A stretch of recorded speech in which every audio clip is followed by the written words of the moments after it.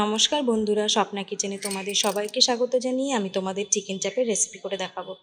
এর জন্য আমি এখানে নিয়ে নিয়েছি চিকেন,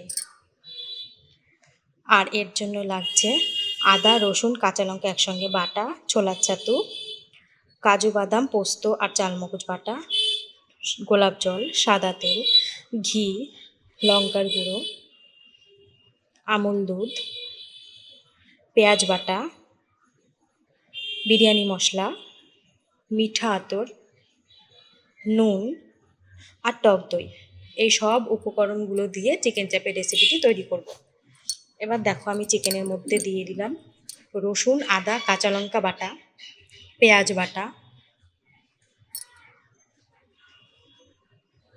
লঙ্কার গুঁড়ো, চালমগজ, পোস্ত আর কাজু বাদাম একসঙ্গে পেস্ট করা ছিল সেটা দিয়ে দিলাম, আমুল দুধ গুঁড়ো,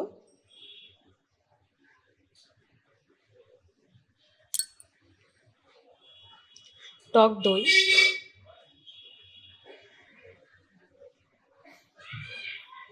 পরিমাণ মতো নুন, ঘি। এবার দিয়ে দেব ছোলার ছাতু।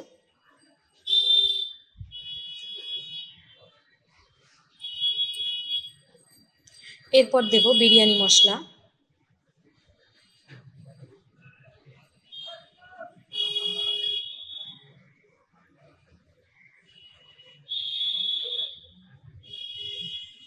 এরপর দিয়ে দেবো গোলাপ জল। গোলাপ জল না থাকলে কেওড়া জলও দেওয়া যাবে। এরপর দিয়ে দেবো কয়েক ফোঁটা মিঠা আতর।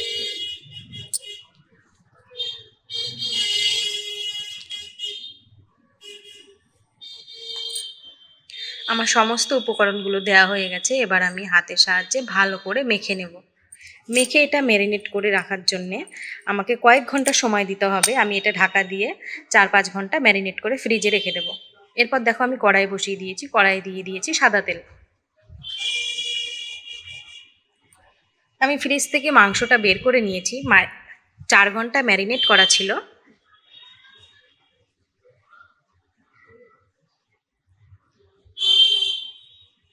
আমি এবার তেলের মধ্যে মাংসগুলো খুব ভালো করে ভেজে এবং কষিয়ে নিতে হবে।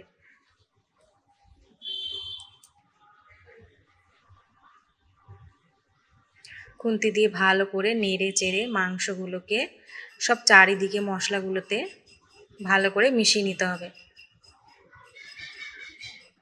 আমি এখানে পাশে গরম জল বসিয়ে দিয়েছি, কেননা চিকেন চাপে গরম জল দিয়ে গ্রেভিটা বানাতে হবে।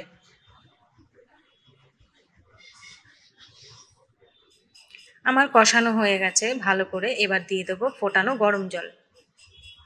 এটাতে বেশি গ্রেভি করা যাবে না, এটা একটু মাখা মাখা হবে, তবে এটা বেশি খেতে ভালো লাগবে।